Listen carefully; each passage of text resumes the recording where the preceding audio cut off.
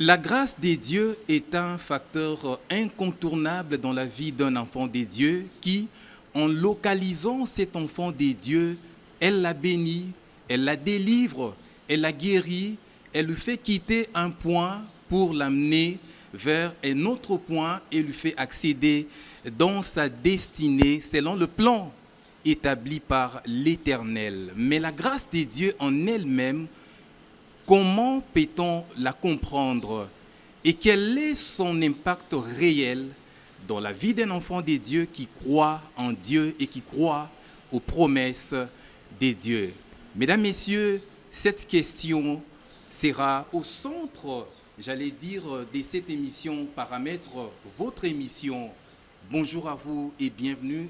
Et comme d'habitude sur ce plateau, je suis accompagné de ma co-présentatrice. Il s'agit là de Ida Maloba, à qui je salue. Ida, bonjour.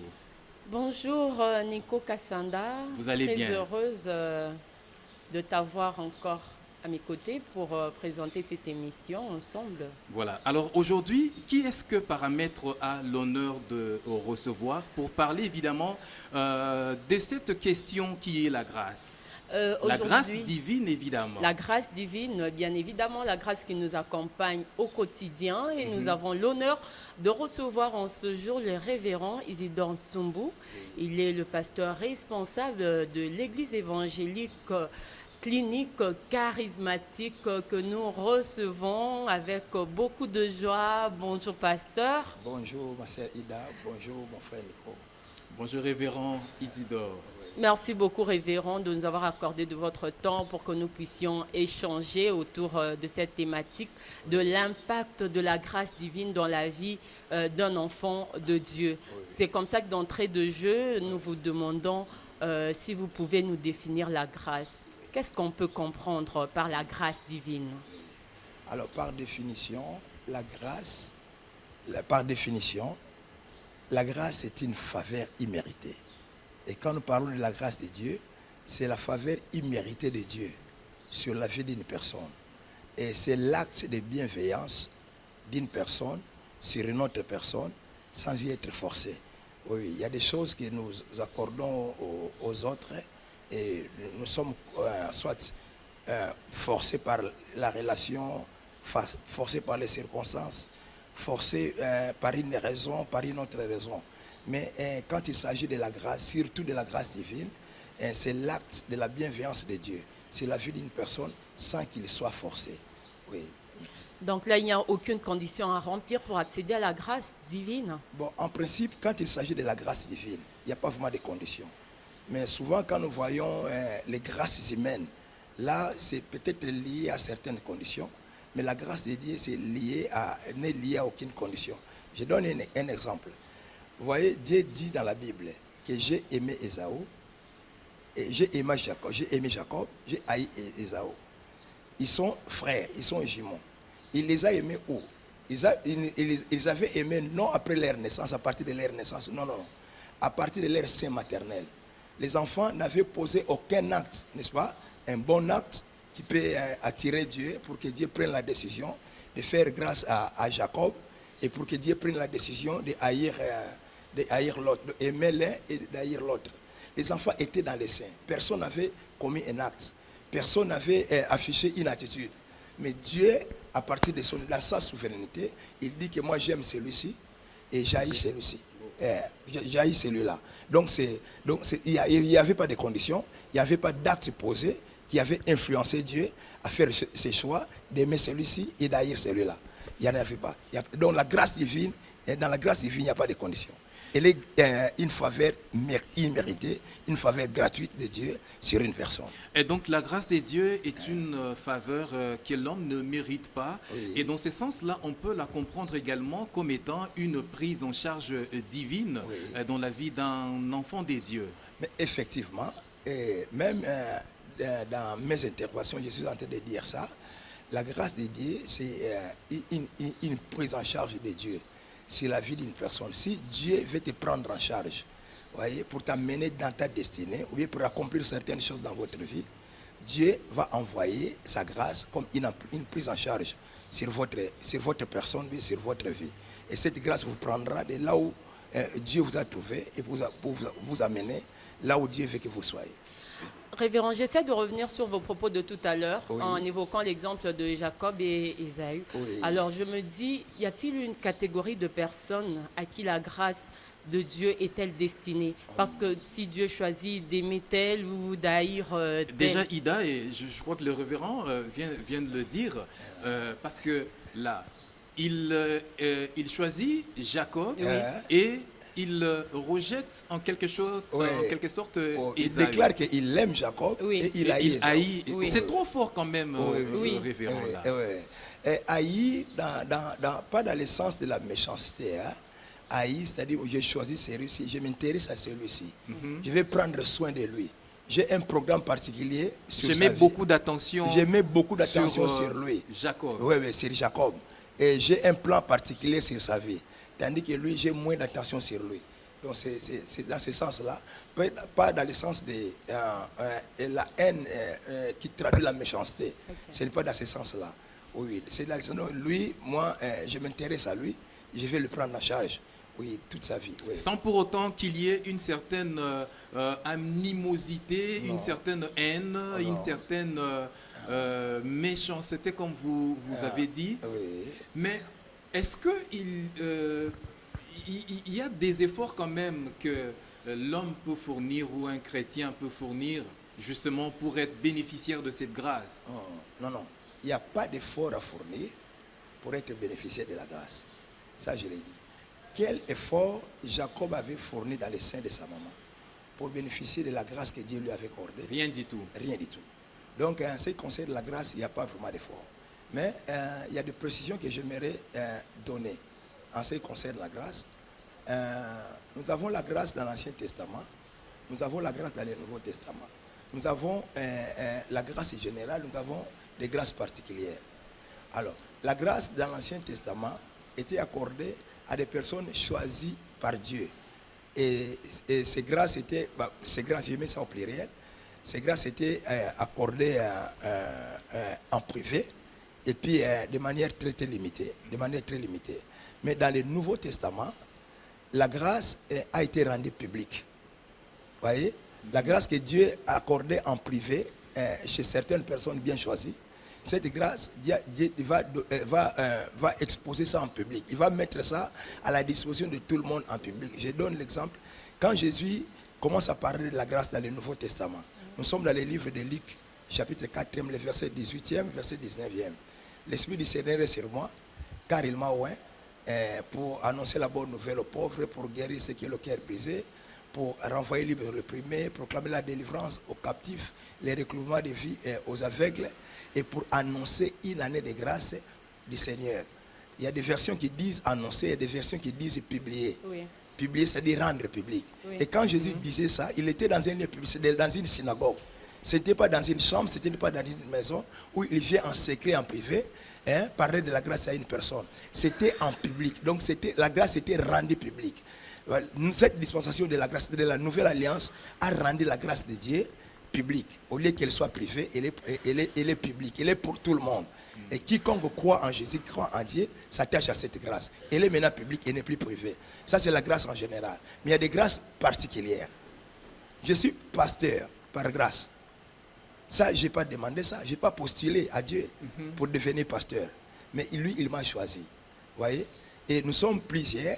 Mais Dieu a dit que non, c'est celui-là que j'ai choisi. Et quelqu'un peut-être à l'église ou bien peut-être en chemin peut commencer à se battre pour avoir ma place, pour avoir la grâce que moi j'ai eue. Là, ça ne marchera pas. Voyez? Il peut fournir des efforts, autant faire des sacrifices. Possible, il n'arrivera pas Il à n'arrivera atteindre pas. le niveau où vous êtes arrivé. Donc, révérend, il faut qu'on comprenne que chacun a une grâce particulière dans un domaine particulier. Oui. Nous avons la grâce générale, cette grâce qui nous a sauvés, qui nous a donné la merveilleuse identité d'être enfant de Dieu. C'est cette grâce qui nous donne la vie éternelle. Ça, elle est générale, ça c'est pour nous tous. Mais il y a des grâces particulières, telles qu'être pasteur. Et vous êtes des journalistes. Hein? Votre grâce n'est pas mienne. Hein? Je ne saurais pas faire ce que vous faites. Et peut-être vous aussi, vous ne saurez pas faire ce que moi j'ai fait. Ça, c'est là où nous parlons de grâces particulières. Oui, il vous a fait la grâce d'être journaliste, il m'a fait la grâce d'être pasteur. Merci. Alors, révérend, dans l'une de vos prédications, vous avez dit que la grâce est une brèche divine qui peut sortir l'homme d'une barricade satanique pour l'introduire dans le confort de Dieu. Oui. Qu'est-ce qu'on peut comprendre par barricade de Satan? Une barricade, c'est une fermeture solide. Barricader, c'est fermer solidement. Et le diable est très, très spécialiste en cette matière. Il sait barricader les gens. Et quand j'ai parlé l'autre fois sur l'impact de la grâce à notre chère église de Mangembo, j'avais parlé d'une femme appelée Tamar. Vous voyez, c'est une femme qui a vécu beaucoup d'expériences très négatives, mauvaises et très amères. Alors, sa vie dépendait de son beau-père. Son beau-père, parce que vous voyez, dans leur époque là, quand il y a un homme qui vous prenait en mariage, vous devenez en quelque sorte une propriété privée de cette famille-là. Donc, Tamar était devenue une propriété privée de la famille de Juda. C'est Juda qui lui avait, qui avait choisi comme étant un esclave ou une esclave. Pas vraiment un esclave, pas une esclave. Mais vous devenez, vous appartenez maintenant à cette famille. Vous devenez comme une propriété de cette famille. C'est cette famille qui a eu des décisions sur votre vie. Et quand le fils aîné de Juda était décédé, c'était Er. C'est Juda qui a pris la décision de lui donner son deuxième fils. Et quand le deuxième fils était décédé, c'est lui qui prend la décision maintenant de lui dire que non, tu rentres chez vous. Tu restes là-bas en attendant que mon fils cadet puisse grandir.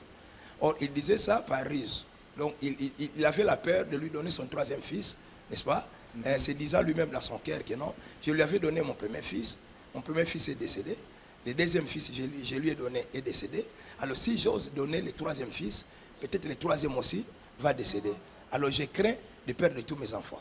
Alors, je les renvoie chez elle. Elle va rester là-bas avec le prétexte que non, je vais lui donner mon troisième fils quand il va grandir. Mais c'était en fait avec la pensée que non, je ne lui donnerai plus rien dans ma famille. Donc c'est une femme de malchance, comme nous disons à Lingala, dans l'Issouma. Donc elle a tué mes deux fils, elle risque de tuer le troisième. Je la garde là-bas. Alors, Tamar ne pouvait plus se remarier. Il pouvait seulement se remarier sur la permission de son beau-père. C'est donc son beau-père qui pouvait la libérer, ou bien la garder puis plus tard lui donner à son fils. Mais le beau-frère lui dit que non, elle va rester célibataire toute sa vie. Je ne le donnerai plus jamais à l'un de mes fils, parce que c'est une mauvaise femme. Alors là, la vie est barricadée. Hein? Qui peut vous sortir de ça? Hein? Qui peut vous sortir de là? Personne. Parce que c'est lui qui a autorité sur votre vie, c'est lui qui a pris la décision de vous placer là-bas. Hein? Il n'y a même pas le président de la République. Parce que la femme devenait une propriété de cette famille. C'est son beau-père qui avait la décision sur sa vie. Donc vous êtes limité. Vous êtes limité, vous êtes encerclé, vous ne sortirez pas. Là, ça demande l'intervention de Dieu. Hein? Et la grâce, c'est l'intervention de Dieu sur la vie d'une personne. J'ai parlé, la grâce est une brèche. Et Dieu a envoyé la grâce qui était une brèche, une ouverture. Une ouverture, voilà. Une issue. Une issue. C'est cette issue qui a sorti Tamar de cette barricade. Donc, elle est sortie par la brèche de la grâce. Donc, la grâce l'a tirée de cette barricade. Et la brèche va lui faire accéder, c'est-à-dire lui faire entrer dans une autre barricade. C'est-à-dire là, dans la barricade de la gloire, la barricade de la grandeur. Si nous lisons Matthieu chapitre 1er, du 1er au 3e verset, Abraham engendra Jacob, Jacob engendra Isaac, Abraham engendra Isaac, Isaac engendra Jacob, Jacob engendra Juda, et Juda de Tamar engendra Pérez. Vous voyez, dans ce contexte-là de Matthieu chapitre 1er, les versets 1er au 3e, donc du commencement à la fin, il y a des hommes, il y a seulement des hommes. Et la plupart de ces hommes-là, ce sont des Hébreux. Mais vous voyez, il y a une femme qui doit accéder, qui va accéder. Vraiment. Vous voyez, dans cet environnement. Vous voyez, un environnement barricadé.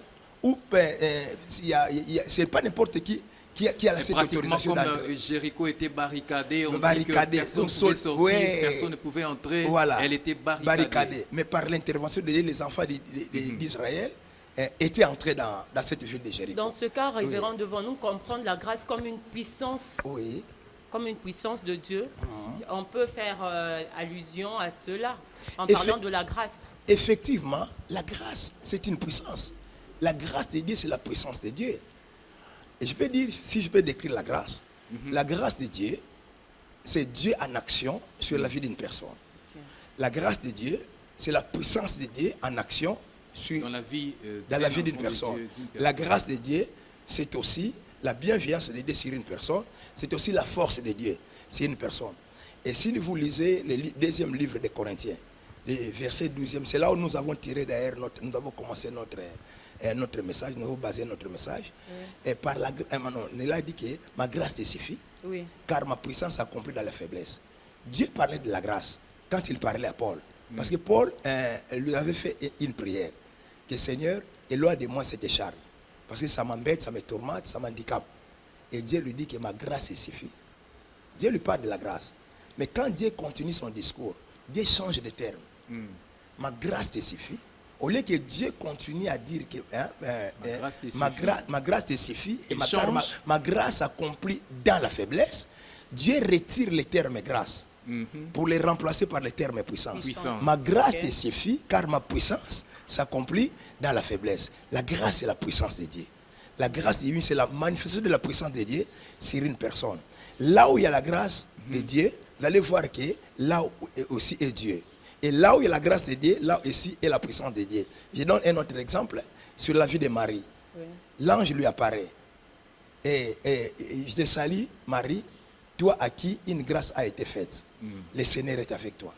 La grâce t'est faite. Mais Marie ne sait pas qu'il y a une grâce particulière Qui est sur attachée elle. à Non. Elle est Elle ne sait ignorante. pas, elle est ignorante de ça. Et l'ange va lui révéler cela. Mais l'ange va lui dire, je te salue, toi à qui une grâce a été faite. L'ange lui parle de la grâce. Et quand l'ange continue, il lui dit que le Seigneur est avec toi. Donc la grâce est la manifestation de la présence de Dieu Ok. dans la vie d'une personne. Et Marie va poser la question, comment, on lui a dit que non, l'enfant serait appelé Jésus, comme ça, ainsi. Elle va dire que comment reconnaître cela, reconnaître cela, car moi je suis vierge. Comment cela se fera-t-il? Et l'ange va lui dire que le Saint-Esprit viendra sur toi et il te couvrira de l'ombre de la puissance du Très-Haut. On parle de la puissance. L'ange a commencé par la grâce. Oui. Il a parlé de la présence de Dieu et il termine par la puissance du Très-Haut. Donc la grâce, c'est la manifestation de la personne. C'est Dieu avec une personne. Wow. C'est la manifestation de la puissance de Dieu sur la vie d'une personne. Voilà, C'est ça, quand même profond, Nico c'est Kasanda. profond. Voilà. Alors, révérend, moi je voudrais qu'on revienne un tout petit peu en arrière, Oui. parce que il y a des téléspectateurs qui nous regardent. Il y a quelqu'un qui sent que sa vie est barricadée, Oui. ne sait pas comment sortir. Alors, Oui. est-ce que vous pouvez lui adresser une parole dans ce sens-là? Oui. Je dirais ceci. Je parle aux hommes, je parle aux téléspectateurs, et ceux qui me suivent Ouais. ne sont pas les premières personnes sur la terre à se retrouver dans des situations compliquées, des situations qu'on appelle des barricades, là où on ne peut pas sortir. Il y a eu des gens dans la Bible qui se sont retrouvés dans ces situations, n'est-ce pas? Ces genres de situations. Je donne un exemple, l'exemple de Joseph. Il est vendu esclave. Oui. Il va en Égypte, il travaille chez Potiphar. Là, on monte une histoire fausse sur sa personne. Il est accusé de viol, il va être emprisonné. Il est étranger, il n'a aucune relation dans ce pays. Et c'est lui qui va l'enfermer dans la prison. C'est une grande autorité du pays. Vous voyez? Et il se retrouve là-bas. Qui va les sortir de cette situation? Mais vous allez voir. Donc là, ça c'est une barricade. Hein? C'est une barricade. Donc un lieu où il ne peut jamais sortir. Avec ses forces, avec ses moyens, avec ses possibilités, il ne peut pas. Mais à la fin des choses, il va sortir. Qu'est-ce qui va les sortir de cet endroit, de cette barricade? C'est la grâce. Dieu va envoyer la grâce. La grâce sera comme une brèche qui va les sortir de là. Voilà. Il va sortir sans l'intervention d'une personne. Ça, c'est Dieu qui met sa grâce à sa disposition comme une issue, comme une sortie, et comme une brèche qui va les sortir de là. Non seulement la grâce va les sortir de là, la grâce va l'introduire dans la cour royale. c'est-à-dire la cour des pharaons. Et qu'est-ce qui va l'introduire là-bas, le faire accéder dans cet endroit? C'est tout simplement la grâce. Donc il est sorti par la grâce et il est entré aussi par la grâce. La grâce est vraiment une brèche, une issue qui sort des gens des barricades de Satan ou bien des barricades de la vie. Nous avons des barricades de Satan, des barricades de la vie. Hein? Oui. C'est pas seulement le diable qui sait barricader les gens. Oui. Il y a aussi des gens qui peuvent aussi vous barricader. Les gens plus forts que toi, plus forts que vous, plus puissants que vous. Voilà, ils prennent une décision terrible, mauvaise sur votre personne. Et vous pouvez en sortir. Et seule la grâce peut vous tirer de là. Donc la grâce est vraiment une brèche qui vous tire de toute barricade de la vie. Donc ceux qui me suivent, quiconque se retrouve dans une telle situation, il se retrouve dans une barricade, il est barricadé, il sait où aller, il faut où sortir. En tout cas, qu'il cherche l'intervention de la grâce. Il y a une grâce qui va les localiser. Il y a une grâce qui va les localiser et qui va les sortir de l'endroit pour l'amener là où Dieu veut qu'il soit. Amen. Voilà. Alors, dans l'une de vos prédications, révérend, Isidore, vous avez fait une différence, une nette différence entre la grâce divine et la grâce présidentielle.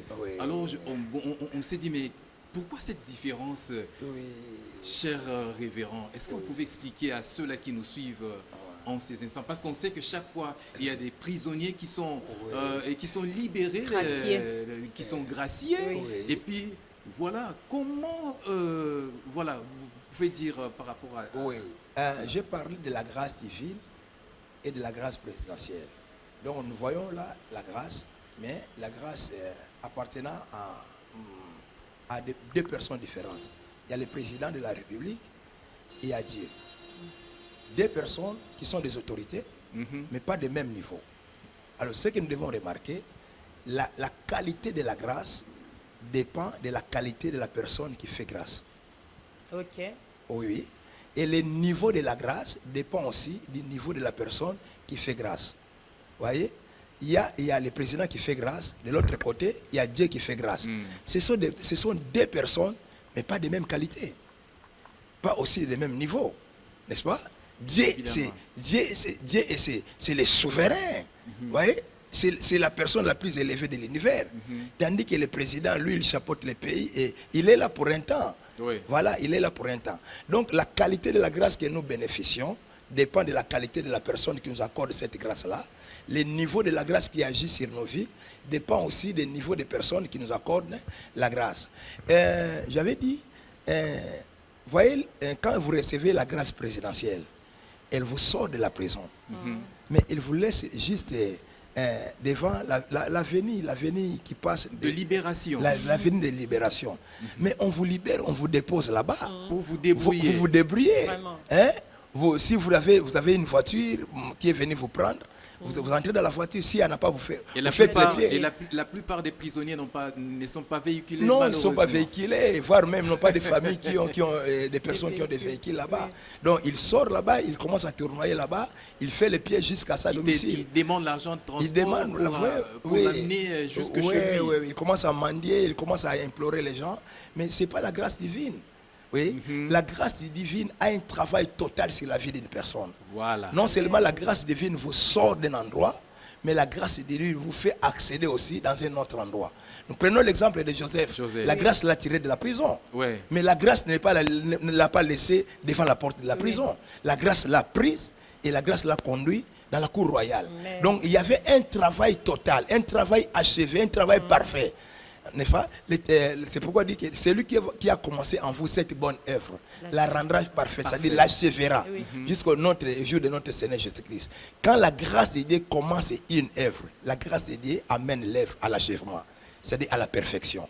Il vous prend d'un endroit et puis vous conduit dans un autre endroit. Pas vous prendre seulement, vous jeter dehors pour que vous commencez à vous débrouiller. La grâce elle vous tire ou elle vous prend dans la pauvreté, elle vous introduit dans votre destinée glorieuse où il y a des richesses.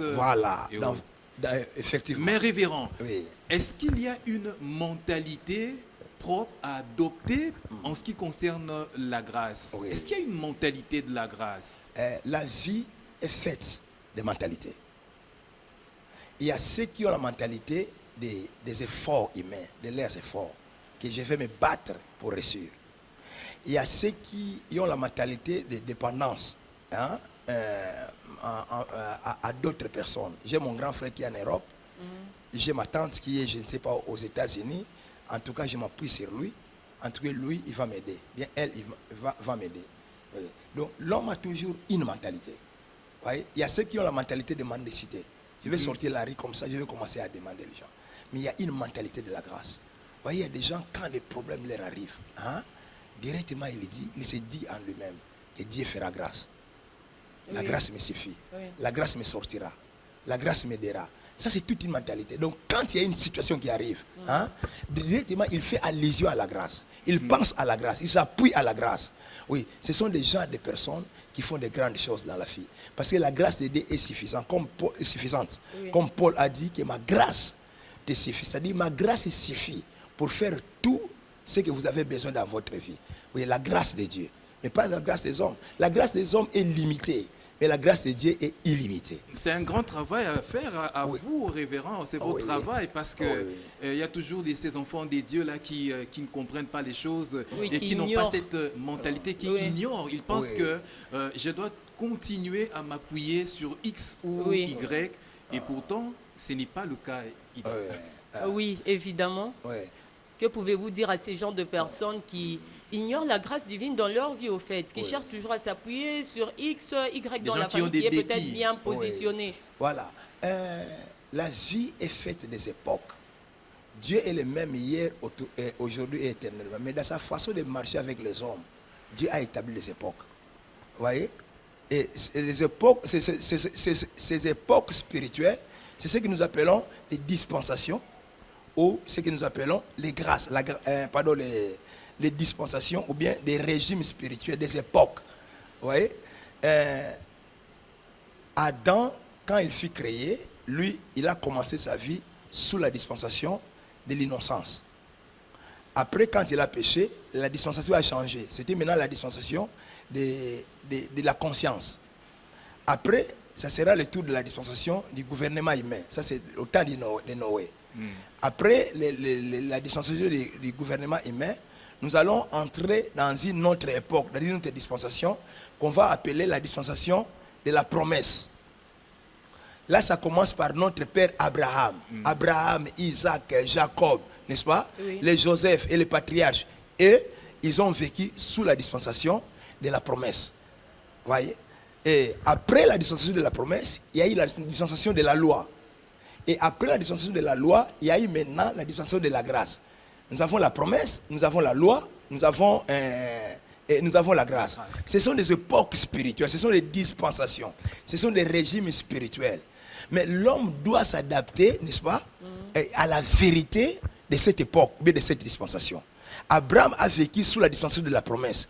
Lui, il marchait avec la mentalité de la promesse. Vous voyez? Il avait la mentalité de la promesse. Même quand il ne voyait rien. Même quand il ne voyait rien, lui, il voyait la promesse que Dieu lui avait faite. Et il s'appuyait à cette promesse. Et cette promesse s'accomplissait. Vous voyez, ceux qui ont vécu sous la loi avaient la mentalité de la loi. De la loi, oui. Voilà. Alors nous maintenant qui sommes sous la dispensation de la grâce, nous les enfants de Dieu, qui avons cru en Jésus-Christ. Et Jésus-Christ nous a introduits dans la grâce. Nous devons développer en nous la dispensation de la grâce. La grâce de Dieu, c'est la prise en charge divine sur notre vie. Dieu nous a envoyé sa grâce pour nous prendre en charge. Nous devons avoir cette mentalité au lieu de nous appuyer sur les personnes. Si des personnes hautement positionnées, appuyons la grâce est mieux positionnée que n'importe quelle personne. Et appuyons-nous sur la grâce nous prendra en charge. Elle est là pour nous prendre en charge. Elle est là pour résoudre tous nos problèmes. Voilà. Amen, pasteur. On espère que ce message a atteint nos téléspectateurs qui nous suivent de partout. Donc nous avons 1001 raisons de compter sur la grâce divine qui est capable de nous sortir des situations difficiles et apporter la solution à tous nos problèmes. Ma fille, est-ce que je peux ajouter quelque chose? Oui, allez-y. Nous prenons l'exemple de notre sœur et notre ancêtre, Élisabeth. Oui. N'est-ce pas? Oui. Elle se marie. Elle est très jeune. Elle ne conçoit pas toute sa vie. Et quand elle vieillit, elle arrive à la fin de sa vie. Et donc, elle oublie l'histoire d'avoir des enfants. Là, elle oublie ça. Oui. Mais à son mari qui entre dans le temple, rencontre un ange qui lui dit que ta prière a été exaucée, ta femme sera enceinte, il t'enfantera un fils qui sera appelé Jean. Et Zacharie va sortir muet du temple et il va rencontrer sa femme et sa femme va devenir enceinte. Et quand Élisabeth devient enceinte, quelle déclaration elle va faire? Là, nous sommes dans Luc chapitre 1er, le verset 25. Elle va dire, c'est la grâce que le Seigneur m'a faite. Amen. Donc, devenir enceinte, c'était pour elle, c'était la grâce. Parce qu'à cet âge-là, c'était plus possible. Hein? C'était plus. Elle était barricadée dans une stérilité qui sera perpétuelle. Donc, elle va mourir avec ça. Mais avec la puissance de la grâce, elle est sortie de cette situation. Amen. Voilà. Donc, la grâce peut vous sortir de n'importe quelle situation. Révérend, en faisant allusion à la vie d'Élisabeth que vous venez d'évoquer, Joseph, Paul, Daniel dans la fosse au lion, les exemples sont légion dans la Bible. Ils se retrouvaient dans une situation de faiblesse et du coup, ils ont vu la grâce de Dieu intervenir. Est-ce qu'on peut, on s'en va se poser la question, la grâce de Dieu n'intervient qu'en temps de faiblesse dans la vie d'une personne? Dieu ne peut pas faire à votre place ce que vous êtes capable de faire. Nous avons allumé des projecteurs ici, des lampes ici, n'est-ce pas? C'est nous qui avons allumé ça. Si nous avions attendu que Dieu descende pour allumer ces projecteurs, Dieu n'allait pas le faire. Parce qu'il sait que nous sommes en mesure de faire ça. N'est-ce pas? Oui. Nous avons la capacité, nous avons la possibilité, nous avons tous les moyens de faire ça. Vous voyez? Là, nous sommes forts. Mais la grâce intervient là où il y a la faiblesse. Là où on est capable de faire. Élisabeth se retrouve stérile. Là, elle est incapable de sortir de cette situation. Joseph en prison. Elle est capable de sortir de la situation par lui-même. Donc là, il est faible.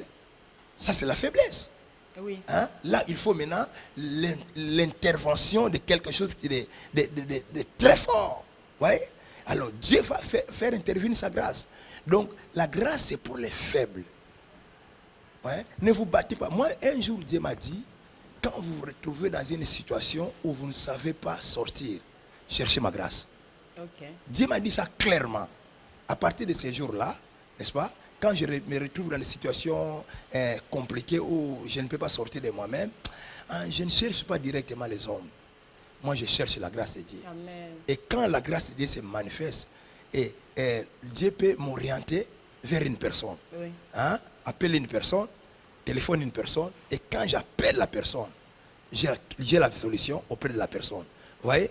Et la grâce de Dieu a travaillé dans ma vie, mais tout en m'orientant sur une personne, et Dieu a utilisé la personne dans la manifestation de sa grâce pour être une provision, une solution dans les problèmes que moi je faisais face. Alors, je faisais face. Et de là, on comprend que la grâce de Dieu, c'est aussi une sphère où comment dire, un monde à part où les disqualifiés de la vie, les abandonnés de la vie, n'ont pas d'autre choix que de compter sur la grâce, mais en eux-mêmes, en amont, qu'est-ce qu'ils peuvent faire justement pour attirer vers eux cette grâce-là, parce qu'il y a quand même la part de l'homme, vous l'avez dit. Vous avez illustré les cas de ces projecteurs. Il a fallu qu'il y ait quand même un travail que l'homme puisse faire. Et dans les cas d'espèces, que devrait faire l'homme justement pour s'attirer cette grâce-là? Quand vous avez commencé votre question, vous avez parlé, la grâce c'est un monde, effectivement. La grâce c'est tout un monde. La grâce c'est tout un monde. La grâce c'est tout un environnement. Vous voyez, quand Jésus nous sauve, il nous prend de là où il nous avait trouvé, il nous introduit dans le monde de la grâce. Tout chrétien habite dans ce monde de la grâce. Mais nous devons être conscients de cela. Là où Paul dit, tout est grâce. Tout est grâce. Ou d'autres serviteurs de Dieu. Il nous introduit dans ce monde de la grâce. Mais nous devons être conscients de notre présence dans ce monde de la grâce. Ça, nous devons être présents de cela. Alors, pour accéder dans ce monde de la grâce, il y a une chose qui est exigée. Une chose qui est exigée. C'est croire au Seigneur Jésus-Christ. Il est mort à notre place, à la croix de Golgotha, pour nous introduire dans ce domaine, dans ce monde, dans cet environnement de la grâce. Il n'y a que lui qui peut vous introduire dans ces domaines, dans ce monde de la grâce. Il n'y a que lui. Si par l'offense d'un seul, la mort a régné par le seul, à combien plus fort ceux qui reçoivent l'abondance de la grâce régneront-ils dans la vie par Jésus-Christ lui-même, lui seul. Nous avons la grâce en Jésus-Christ seulement. En dehors de Jésus-Christ, il n'y a pas de grâce divine. C'est lui seul qui nous donne l'accès dans la grâce divine. Donc il faut, celui qui a besoin de cette grâce-là, il doit commencer à croire au Seigneur Jésus-Christ. Il vous introduit la grâce, et quand il vous introduit, vous êtes déjà dans la grâce, il faudra maintenant que vous appuyez sur la parole de Dieu. Vous voyez, chaque problème que vous avez dans la Bible, il y a une provision qui est dans la vie, pardon, il y a une provision divine que Dieu a placée dans la Bible. Et nous devons maintenant découvrir cette parole qui correspond à notre situation, nous appuyer à cette parole pour que nous puissions vivre la grâce de Dieu. Merci. Amen. Alors, on a peut-être l'habitude de le faire. On demande toujours à vous, qui êtes pasteur, de lancer peut-être un message à toutes ces personnes qui nous suivent, qui n'ont peut-être jamais reçu Christ. Ils veulent peut-être expérimenter la grâce divine dans leur vie, mais ils n'ont jamais reçu Christ dans leur vie. Quel appel pouvez-vous leur lancer en ce moment? Car Dieu a tant aimé le monde qu'il a donné son Fils unique, en fait, quiconque croit en lui ne périsse point, qu'il ait la vie éternelle. Jésus-Christ, c'est la solution divine, la solution de Dieu aux pécheurs. Voyez, le pécheur est perdu. Il est candidat à l'affaire, il est candidat à toutes, il est exposé à toutes les mauvaises œuvres de Satan. Voyez, mais il y a quelque chose que Dieu a mis à la disposition de l'homme. Pardon, il y a quelqu'un que Dieu a mis à la disposition de l'homme, c'est Jésus-Christ. Et quand l'homme reçoit Jésus-Christ, voyez, Jésus devient la solution maintenant, la porte d'entrée à la solution divine. Donc, j'appelle tout le monde qui n'a pas encore reçu Jésus-Christ, qui est encore en dehors de Jésus-Christ, de vraiment de croire en Jésus-Christ, de donner sa vie à Jésus-Christ. C'est là où l'accès à la grâce de Dieu commence. Donc, sans Jésus-Christ, il n'y a pas de grâce divine. Merci beaucoup. Voilà, chers téléspectateurs, amoureux de votre émission Paramètres, nous sommes en train de continuer avec notre émission aujourd'hui. Nous sommes en train de parler de l'impact de la grâce divine dans la vie d'un enfant des dieux. Nous sommes en train déjà d'étendre petit à petit vers la fin. Et sur ce plateau, nous vous rappelons que nous avons reçu pour vous le révérend Isidore Ntsumbu, qui est le pasteur responsable de l'église clinique charismatique. Cher révérend Isidore, est-ce qu'on peut parler des entraves à la grâce? Lorsque un enfant des dieux constate que sa vie, il y a des choses autour de lui, il y a des obstacles qui empêchent à ce que cette grâce-là se manifeste réellement. Que peut-il faire? Voyez, la vie est faite de principes. Même dans la grâce, il y a des principes. Vous voyez, je donne un exemple. Quand il s'agit de la manifestation de la grâce, de la prospérité matérielle, hein, il y a un principe clé qui fait que la grâce divine pour la prospérité matérielle puisse vraiment se matérialiser, se manifester sur la vie d'une personne. C'est le principe des données. Vous voyez? Wow. Voyez? Jésus est venu, et il nous a introduit dans la grâce. Et dans la grâce, il y a plusieurs bénéfices. Jésus parle, je vous donnerai les clés du royaume. Il ne parle pas d'une clé. Plusieurs clés. Il parle de plusieurs clés. Oui. Hein? Donc, comme il s'agit ici de plusieurs clés, c'est qu'il y a plusieurs chambres. Vous voyez? La prospérité divine a sa chambre. La guérison divine a sa chambre. Vous voyez? Et je ne sais pas, le succès dans la vie a aussi sa chambre. Il y a la chambre de la prospérité matérielle. Et comme c'est une chambre, cette chambre a une porte. Et cette porte a une clé. Vous voyez? La clé qu'on utilise pour la prospérité matérielle, ce n'est pas la même clé qu'on utilise pour la santé. Vous voyez? Et pour avoir la prospérité matérielle, il faut la clé de la libéralité. Il faut savoir donner. Donner, il vous sera donné. Hein? Mais quand il s'agit de la guérison divine, là, ce n'est pas question de donner. N'est-ce pas? Oui. Crois seulement, c'est par le maîtrise de Jésus-Christ que nous sommes guéris. Hein? Je détruis la puissance de la maladie. Je chasse la maladie et je proclame ma guérison. Et je verrai la guérison germer dans ma vie, germer dans mon corps, se manifester sur mon corps, sur ma santé. Donc, chaque coin, chaque angle de la grâce a sa clé, a son principe ou ses principes. Merci beaucoup. Révérend, quelque part dans la Bible, je crois que c'est dans Jacques 1, 17, où on parle de la grâce excellente. Oui. Toute grâce excellente, tout don parfait descend d'en haut. Qu'est-ce qu'on peut comprendre par grâce excellente? On avait parlé des grâces présidentielles, on avait parlé des grâces Divine. divines. Oui, oui. Dieu est excellent. Hein? Dieu est excellent. C'est pourquoi la grâce qui vient de lui est excellente. Oui? Et surtout encore, je vais faire la différence comme je l'avais fait au début de notre émission. La grâce dans les anciennes dispensations et la grâce dans la nouvelle dispensation, c'est-à-dire sous la grâce. Ce n'est pas la même chose. Vous voyez?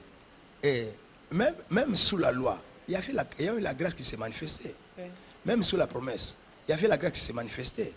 Mais les grâces qui se sont manifestées dans les anciennes dispensations ne sont pas les mêmes grâces, hein, que celles qui se manifestent dans la nouvelle dispensation. Vous voyez? Et la grâce dépend de la personne qui introduit cette grâce. La grâce dans la nouvelle alliance est introduite par Jésus-Christ. La personne parfaite, hein, l'agneau de Dieu sans défaut et sans tâche. C'est lui qui est le sacrifice et qui nous donne accès à cette grâce-là. C'est pourquoi, comme il est excellent, comme le sacrifice sur qui est fondé la grâce, comme le sacrifice est excellent, c'est que la grâce aussi est excellente. La grâce est excellente parce que elle nous est présentée par Jésus-Christ qui est aussi excellent. Jésus-Christ est excellent, d'où la grâce qu'il nous a apportée est excellente. La grâce qui vient de Dieu est aussi excellente, parce que Dieu lui-même est excellent. Donc quelque chose qui est excellente, c'est quelque chose qui est complète. Okay. C'est quelque chose qui est parfaite, c'est quelque chose qui est de la classe supérieure. La grâce présidentielle est une grâce, mais elle n'est pas une grâce complète. Okay. Elle n'est pas une grâce parfaite. Elle n'est pas une grâce de la classe supérieure. La grâce de la classe supérieure, c'est la grâce qui vient de Dieu. La grâce de la grâce qui vient de Dieu, c'est la grâce complète, c'est la grâce parfaite. Elle peut changer totalement votre vie. Elle peut vous prendre en charge dans tous les domaines de votre vie. Merci. Alors, pasteur, on va tendre vers la fin, peut-être prendre les programmes de l'Église. Oui. Mais est-ce qu'un enfant des dieux peut être privé de la grâce des dieux? Et par rapport à ces conditions, qu'est-ce qu'elle peut faire justement pour retrouver cette grâce privée? Je peux dire oui, je peux répondre par oui à cette question, tout comme par non. Je commence d'abord par oui et par non. Un vrai enfant de Dieu qui a reçu Jésus-Christ, qui a Jésus-Christ dans sa vie, toute sa vie, ne sera jamais privé de la grâce de Dieu. Jamais. Vous voyez, ne sera jamais privé de la grâce de Dieu. La grâce de Dieu restera permanente et définitive dans sa vie. Elle va perdre la grâce de Dieu les jours où il va régner Jésus-Christ, qui est le sacrifice de sa grâce. Le sacrifice sur qui est fondé la grâce qui agit sur la personne. Aussi longtemps que la personne reste attachée à Jésus-Christ, la grâce divine aussi reste attachée à sa vie. Donc jamais la personne ne perdra la grâce. Il y a aussi d'autres personnes qui agissent d'une certaine manière pour attirer la grâce divine vers lui. Comment peut-on attirer la grâce divine vers soi, s'approprier cette grâce? Bon, en principe, nous n'attirons pas la grâce divine vers nous. Elle est déjà avec nous. Quand nous sommes avec Jésus-Christ, nous sommes en Jésus-Christ, la grâce est avec nous. Mais il y a des choses que nous devons savoir. Il y a des principes à appliquer pour que, au lieu que nous utilisions le terme attirer, mais le terme manifester. Manifester, Voyez, ok. la grâce là qui est déjà là va maintenant se manifester quand certains principes, n'est-ce pas, Par sont exemple, les appliqués. données telles que vous l'avez Les données, voyez, expliqué. oui, les données, et dans le cadre de la guérison divine, prier, commander, déclarer, Ok. confesser, voyez, la guérison maintenant va se matérialiser. Oui, oui. Donc nous n'attirons pas la grâce, mais nous déclenchons la manifestation de la grâce par l'application de certains principes. Alors, j'avais dit d'abord oui. Oui, non, nous Oui, ne c'est pouvons pardon, jamais, non. nous pouvons jamais nous priver de la grâce. Donc, aussi longtemps que nous avons Jésus-Christ, la grâce de Dieu reste collée à notre vie, reste attachée à notre vie. Mais il y a aussi peut-être, disons, la grâce de la puissance, la grâce, tu as un bon emploi quelque part, ça c'est une grâce. Est-ce que tu sais que tu peux te priver de cette grâce par ta façon de gérer ta vie, Ok. De se comporter. par ta façon de te comporter, de se comporter, tu peux te priver de cette grâce. La Bible nous dit bien, se priver de la grâce en quelque sorte aussi. Donc tu avais cette grâce-là, mais tu n'as plus cette grâce. Tu avais un bon emploi qui était une grâce, mais tu t'es comporté de manière très compliquée là, tu perds la grâce. Voyez, tu perds cette grâce-là. Il y a des femmes qui ont eu de très bons mariages, hein, mais qui se sont très mal comportées dans leur mariage. Ils ont perdu. foulé la grâce aux pieds. Ils ont foulé la grâce aux pieds. Ils se sont privés de cette grâce. Vous voyez? Bon, il y a aussi les termes que la Bible utilise. Hein, prendre la grâce de Dieu en vain. En vain. Ok. Oui, oui. Vous voyez? Donc négliger en quelque sorte la Oui, grâce oui. de Dieu. Négliger la grâce de Dieu, déconsidérer la grâce de Dieu. Là, j'ai vu ça 2 fois dans la Bible. Il y a d'abord 2 Corinthiens chapitre 2, le verset 6e. Le verset 1er, c'est Paul qui dit, comme nous travaillons avec Dieu, nous vous exhortons, frères, de ne pas recevoir en vain Ok. la grâce de Dieu. Voyez? Donc, je peux recevoir la grâce de Dieu par Jésus-Christ, mais je les reçois en vain. Voyez? Je les reçois en vain par certaines de mes attitudes. Voyez? Et par la négligence de certains principes ou la négligence de certaines directives. Voilà. Voyez? La grâce de Dieu se manifeste avec des parts de directives. Je suis pasteur ici. Je suis ici par directive divine. J'étais au Nigeria. Ok. Dieu m'a dit que je t'envoie à Kinshasa. Il m'a dit ça clairement. C'était une vision, c'était une longue vision que je ne saurais pas Nous aurons étaler. le temps d'en parler au cours de nos prochaines émissions. Oui, oui. Dieu m'a dit clairement, tu rentres à Kinshasa, tu vas commencer une église. Et le nom de l'église, c'est l'église évangélique clinique charismatique. Dieu me dicte le nom. Il me dit que va à Mombele, ne va pas dans une autre commune, ne va pas dans un autre quartier. Si tu vas ailleurs, moi je t'abandonne. Tu vas à Mombele. Ça c'est une directive. Ouais. Clair et net. Claire et nette. Et puis j'arrive à Kinshasa, bon, Mombele est vaste. Ça c'est un grand quartier. Hein? Mombele commence à partir de Yolo Médical jusqu'à la Fikine. Oui. C'est très vaste. Alors je dois maintenant chercher un endroit pour l'église. J'ai sillonné les quartiers, j'ai pris les commissionnaires, mais on n'a pas trouvé. Mais quand je suis entré sur cette avenue, j'arrive devant cette parcelle, Dieu dit, j'entends ici. une voix claire. Dieu me dit, regarde à gauche. Et je regarde à gauche. Dieu me dit, vois la parcelle. Wow. Je vois la parcelle. Dieu me dit que je te donne cette parcelle. C'est là où tu vas commencer l'église. Wow. Il y avait 2 personnes devant la parcelle. Dieu me dit, dirige-toi vers les 2 personnes. Ils te donneront toutes les informations pour avoir cette parcelle. Je m'approche. Il y a 2 personnes à qui je vais parler. Or, la personne, parmi les 2, il y avait une femme et un homme. Parmi entre les 2, il y avait une femme et un homme. Et quand je m'adresse à elles, c'est-à-dire à ces 2 personnes, Oui. Oui. il y a la femme qui va crier Nzaba lokumu, pasteur, Wow. et ça Nzaba mtatindio, et ça Nzaba mtatindio. Ngai, ça fait beaucoup de mois. Nzaba ibisaka ngai, le pango eza église na ngai. Hein? Le pango eza église na ngai, le pango na église na ngai. Wow. Voilà, parce que c'est Dieu qui t'a envoyé. nous allons vraiment t'aider pour rencontrer les propriétaires, pour que vous ayez la parcelle. Ils ont tout fait, ils m'ont aidé, j'ai rencontré la parcelle, les propriétaires. C'était sans complication. Gloire à On me Dieu. donne la parcelle. Donc j'ai reçu la parcelle par directive divine, par direction divine. Et je suis à Mombele par direction divine. Voilà. C'est un quartier très difficile. Mais quand même, Dieu nous a La aidés. grâce de Dieu a tout prévu. La grâce de Dieu a tout La prévu. prise en charge. La grâce de Dieu vraiment nous a pris en charge. Amen. Et nous avons réalisé ce que nous réalisons. L'église est tentée de s'élargir. On a acheté là-bas. Et là, Gloire derrière, on à a acheté Dieu. 3 parcelles. Gloire à Oui, Dieu. nous continuons de nous Il n'y a que étendre. Dieu qui soit en Il n'y a que mesure de Dieu qui peut faire faire ça. Ça, c'est vraiment la grâce. Amen. Ben, nous acheminons déjà, ou nous sommes déjà presque à la fin de cette émission, Oui. mais nous ne pouvons pas nous séparer, pasteur, sans prendre les programmes Oui. de l'Église. Oui. Comment se présente le programme de l'Église? Nous nous réunissons 3 fois la semaine. Et nous avons culte les mardis. Ça, c'est le culte d'enseignement. Ok. De 17h à 19h30, 20h. Au maximum, au plus tard 20h, pardon. Et nous avons le culte de prière. Là, c'est le jeudi. De 17h toujours jusqu'à 20h. Et nous avons les cultes d'adoration, nos cultes dominicaux. C'est-à-dire, le dimanche, nous avons 2 cultes.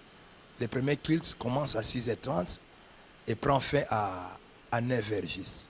À 9h15. Ok. Tandis que le deuxième commence à 9h30 jusqu'à 12h.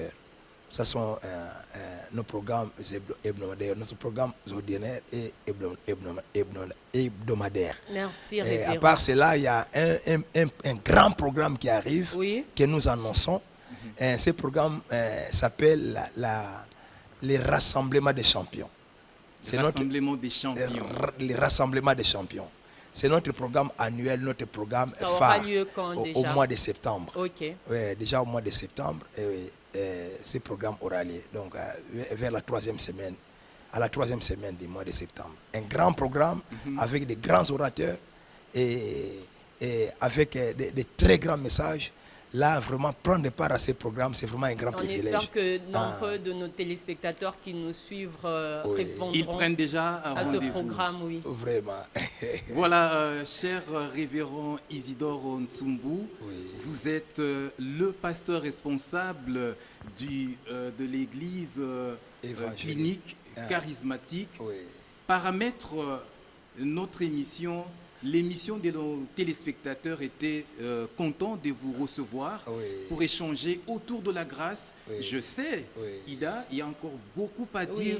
la matière beaucoup est abondante. Dès cette Beaucoup temps, à dire. donc beaucoup à dire. Oui, oui. Et je pense que si Dieu nous donne l'opportunité, Oui. évidemment avec votre disponibilité, nous allons Oui. continuer Oui. à parler encore de la grâce divine. En tout cas, merci d'avoir accepté notre invitation.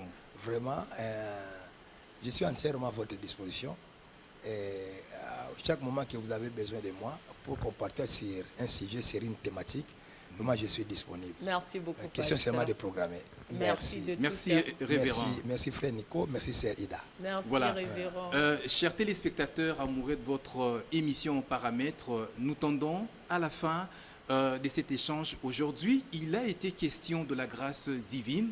Nous avons parlé en long et en large avec le pasteur Isidore qui nous a édifié, qui vous a édifié autour de cette thématique. J'ose croire que vous avez tiré le maximum de ce que la grâce peut produire. Elle vous a béni, elle continuera à vous bénir, à vous délivrer, à vous amener, à vous introduire dans votre destinée selon le plan des dieux. Merci de nous avoir suivis. Au revoir et on se retrouve pour un prochain numéro. À la prochaine.